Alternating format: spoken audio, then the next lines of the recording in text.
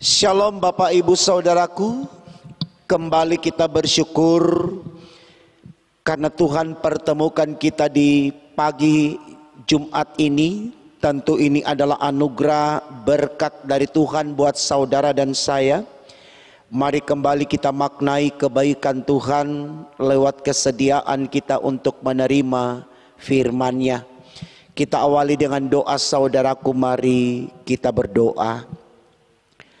Tuhan Yesus, terima kasih kami boleh ada di hari yang baru.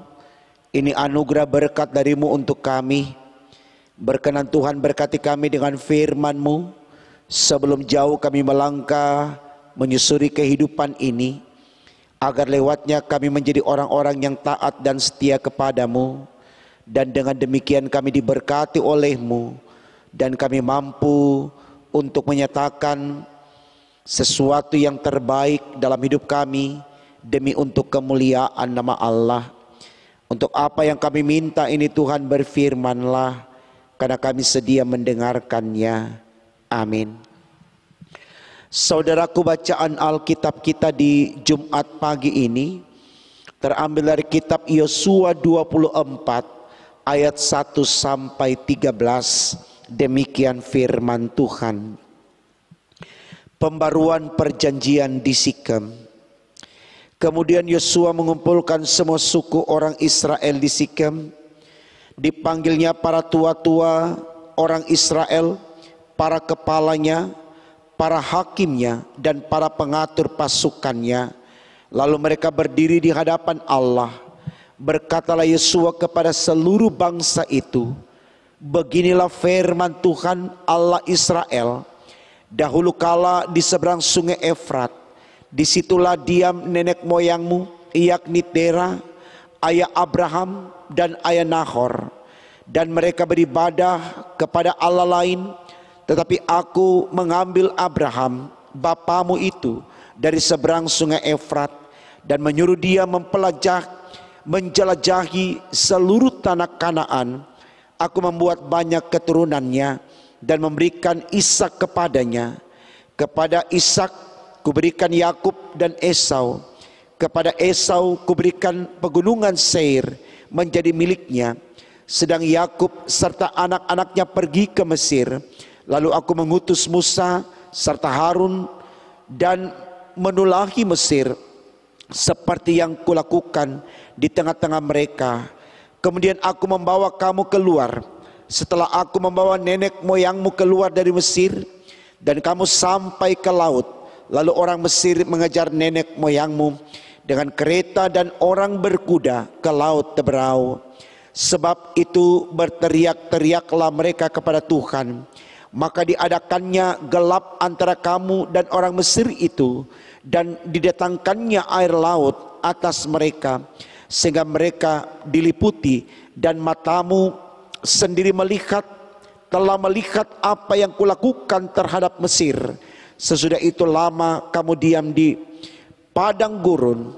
Aku membawa kamu ke negeri orang Amori yang diam di seberang sungai Yordan. Dan ketika mereka berperang melawan kamu, mereka kuserahkan ke dalam tanganmu, sehingga kamu menduduki negerinya. Sedang mereka kupunahkan dari depan kamu. Ketika itu Balak bin Zipor, Raja Moab, bangkit berperang melawan orang Israel. Disuruhnya memanggil Bileam bin Beor untuk mengutuki kamu. Tetapi aku tidak mau mendengarkan Bileam, sehingga ia pun memberkati kamu. Demikianlah aku melepaskan kamu dari tangannya. Setelah kamu menyeberangi sungai Yordan dan sampai ke Yeriko, berperanglah melawan kamu warga-warga kota Yeriko, orang Amori, orang Feris, orang Kanaan, orang Het, orang Girgazi, orang Hewi, dan orang Yebus. Tetapi mereka itu kuserahkan ke dalam tanganmu. Kemudian aku melepaskan tabuhan mendahului kamu, dan binatang-binatang ini menghalau mereka dari depanmu. Seperti kedua raja orang Amori itu, sesungguhnya bukan oleh pedangmu dan bukan pula oleh panahmu. Demikianlah kuberikan kepadamu negeri yang kamu peroleh tanpa bersusah-susah, dan kota-kota yang tidak kamu dirikan, tetapi kamulah yang diam di dalamnya. Juga kebun-kebun anggur dan kebun-kebun zaitun yang tidak kamu tanami, kamulah yang makan hasilnya. Saudaraku, tema khotbah kita di pagi ini dituliskan demikian dalam Sabda Bina Umat, tanpa bersusah-susah. Saudaraku, saya tidak tahu apakah pernah kita mengalami sesuatu yang menguntungkan, menyenangkan, membahagiakan saat menjalani hidup ini tanpa harus kita bersusah-susah. Kalau saya boleh katakan, pasti pernah. Katakan saja seorang anak yang sangat disayangi orang tuanya, tanpa dia harus banting tulang, katakan demikian, bekerja, tapi kemudian dia selalu mendapatkan hadiah istimewa dari orang tuanya, entah uang jajan yang banyak, mobil, dan keperluan-keperluan yang lain.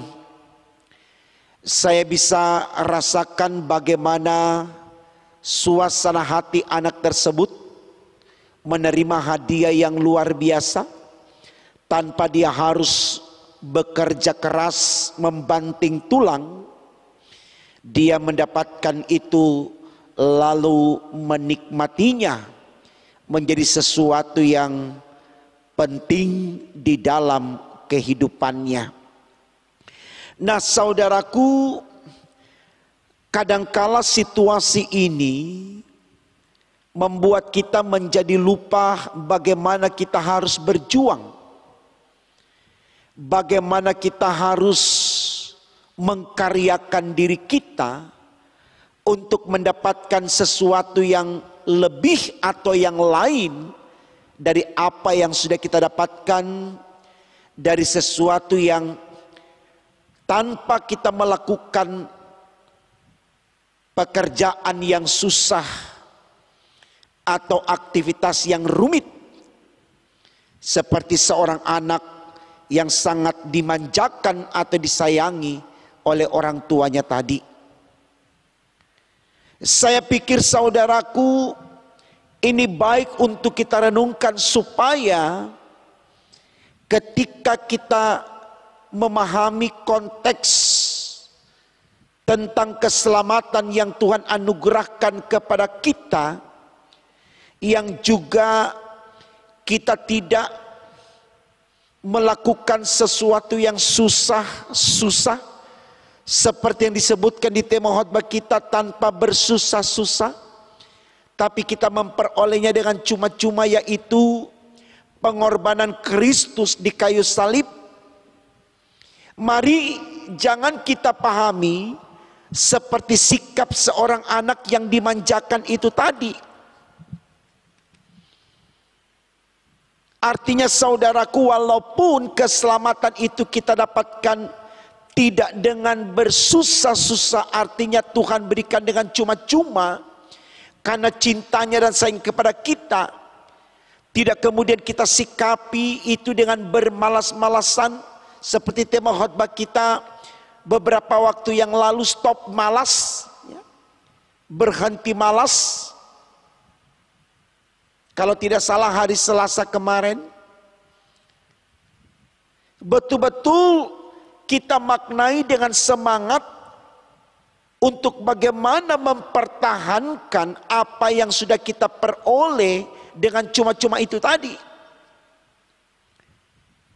Karena berkali-kali saya katakan, saudaraku, di dalam kitab Yakobus pasal yang kedua ayat 17, iman tanpa perbuatan sama seperti orang mati. Artinya kita tidak punya arti apa-apa kalau hanya sebatas kita katakan kita beriman tapi kita tidak nyatakan dengan perbuatan. Nah itu juga saudaraku yang dialami oleh umat Allah Israel. Sehingga mereka disebut sebagai bangsa yang tegar tengkuk, bangsa yang bebal. Dalam bacaan kita dengan jelas diuraikan bagaimana Allah memberikan pertolongan kepada mereka, terbebas dari berbagai macam penganiayaan bangsa-bangsa khususnya Mesir. Hal yang spektakuler Allah nyatakan kepada mereka tanpa harus mereka mengangkat senjata melawan tentara Mesir, tapi Tuhan bebaskan mereka dari pengejaran tentara Mesir dengan ditenggelamkannya mereka, dan orang-orang Israel dibebaskan dari ancaman laut yang terbelah dua itu. Ini dikatakan dengan tegas saudaraku di dalam bacaan kita di ayatnya yang ke-12 bagian B dan 13. Sesungguhnya bukan oleh pedangmu dan bukan pula oleh panahmu, demikianlah kuberikan kepadamu negeri yang kamu peroleh tanpa bersusah-susah, dan kota-kota yang tidak kamu dirikan, tetapi kamulah yang diam di dalamnya, juga kebun-kebun anggur dan kebun-kebun zaitun yang tidak kamu tanami, kamulah yang memakannya. Artinya saudaraku, Allah benar-benar mencintai Israel, membebaskan mereka dari berbagai macam tindakan kekerasan bangsa-bangsa yang ada di sekitar mereka. Tapi tidak berarti saudaraku Israel harus bertopang dagu, ongkang-ongkang kaki menerima dengan hanya berkata terima kasih Tuhan, tapi kemudian berdiam diri, tidak melakukan apa yang ditetapkan oleh Allah. Khotbah kita kemarin temanya berkata ikuti petunjuk Tuhan, artinya kita harus taat kepada Tuhan. Kita harus ikuti perintah Tuhan yang ditulis dalam firman-Nya. Jadi tema kita pagi hari ini tambah bersusah-susah, mau menyadarkan kita bahwa kita tidak harus bermasa bodoh. Walaupun kita tidak bersusah melakukan sebuah action untuk mendapatkan kemerdekaan dari bangsa lain, bukan berarti kita bermasa bodoh untuk menikmatinya. Karena Tuhan berikan dengan cuma-cuma, tidak. Nah ketika kita dapatkan itu, mari kita pertahankan saudaraku. Jangan sampai kita menjadi seperti anak yang dimanjakan oleh orang tuanya, mendapatkan semuanya. Lalu dia berpikir, toh ada orang tua, toh ada harta papa dan mama. Berapa lama kemudian itu bisa dia pakai untuk menopang kehidupannya? Bisa kita katakan saudaraku, uang 1 miliar pun kalau memang kita tidak bisa pergunakan dengan sebaik-baiknya, dalam 1 hari pun bisa hilang. Nah bagaimana dengan kehidupan selanjutnya ketika itu sudah tidak ada pada kita? Apakah kita juga akan bermasa bodoh menanti lagi pemberian yang sama? Tidak mungkin. Karena apa yang ada pada orang tua sudah habis. Bahkan mungkin orang tua sudah tidak ada dalam kehidupan ini. Jadi kalau dia tidak bekerja, dia tidak berusaha untuk melakukan apa yang harus dia kerjakan untuk mendapatkan sesuatu, dia akan kehilangan itu. Sama firman Tuhan yang selalu saya katakan saudaraku, orang yang tidak bekerja hendaklah jangan diberi makan. Jadi tema kita tanpa bersusah-susah bukan dimaksudkan kita bermalas-malasan, tapi mau mengingatkan kita, engkau sudah dianugerahkan keselamatan yang luar biasa dari Allah. Tanpa engkau harus berjuang untuk mendapatkannya, Tuhan memberikannya. Nah sekarang pertahankan itu dengan cara melakukan kesetiaan kepada Tuhan. Karena firman Tuhan sudah berkata, banyak yang dipanggil untuk memperoleh keselamatan, tapi sedikit kemudian yang memperolehnya. Dan tentu yang memperoleh yang sedikit itu adalah mereka yang setia melakukan pekerjaan Tuhan.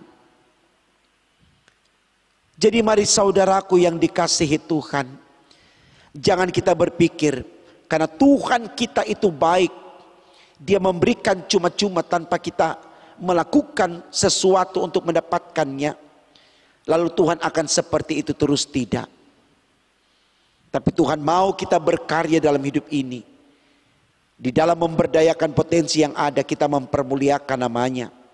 Maka dengan demikian, upahnya adalah sorga. Mari semangat saudaraku. Jangan terus berpikir untuk mendapatkan cuma-cuma dari Allah. Karena Allah tidak bekerja secara simsalabim, dia bukan penyihir. Jadilah A, jadilah B, seperti yang kita inginkan, tidak. Tapi Tuhan akan berikan sesuai dengan proses. Ketika Tuhan melihat kesungguhan kita, Tuhan membuat indah tepat pada waktunya. Tapi orang yang bermalas-malasan dan bermasa bodoh, dia tidak akan lagi mendapatkan seperti yang Israel dapatkan pada waktu lampau. Itu sejarah saja yang menjadi koreksi semangat bagi kita. Bagaimana kita benar-benar mengakui Tuhan di dalam hidup kita. Supaya kita tidak mengabaikan Tuhan, saudaraku. Selamat berjuang hari ini. Tidak berharap sesuatu yang cuma-cuma seperti tema khotbah kita. Tapi bekerjalah untuk sesuatu yang kita inginkan. Maka itu akan lebih indah untuk kita nikmati ketimbang kita hanya menerimanya dengan cuma-cuma. Jadi kalau kita sudah bekerja dan kita mendapatkannya entah dari orang lain atau dari Tuhan dengan cara Tuhan, itulah upah dari pekerjaan atau pengabdian kita. Saya yakin itu akan lebih menyenangkan karena kita menikmati hasil jeripaya kita sendiri, hasil keringat kita sendiri. Tuhan memberkati saudara hari ini dan selama-lamanya. Amin. Mari kita berdoa, saudaraku. Tuhan Yesus, kami mohon Engkau berkati kami hari ini. Walaupun tema khotbah kami berkata kami sudah memperoleh sesuatu yang cuma-cuma dari-Mu, tapi mari ajarkan kepada kami apa yang cuma-cuma yang kami dapatkan dari-Mu. Tidak berarti kami harus tetap berada dalam sikap yang sama, pasif hanya menunggu Tuhan berikan dengan cuma-cuma. Tapi tema ini mau mengatakan atau menyadarkan kami bahwa apa yang kami terima dengan cuma-cuma, mari kami perjuangkan, kami pelihara, kami berdayakan, kami maksimalkan dengan semangat yang ada, sehingga apa yang kami dapatkan dari Tuhan dengan cuma-cuma akan berbuah. Sebagaimana hamba Paulus katakan, jikalau dia harus hidup, dia harus memberi buah. Maka itulah kehidupan yang harus terjadi pada kami. Kami harus berbuah dengan semangat karya diri kami dimanapun kami berada. Berkati kami terus Tuhan dengan firman-Mu demi untuk kemuliaan nama-Mu. Ini doa kami, sempurnakan dan kabulkan. Karena kami berdoa hanya dalam nama Tuhan Yesus, Allah kami yang hidup. Haleluya. Amin.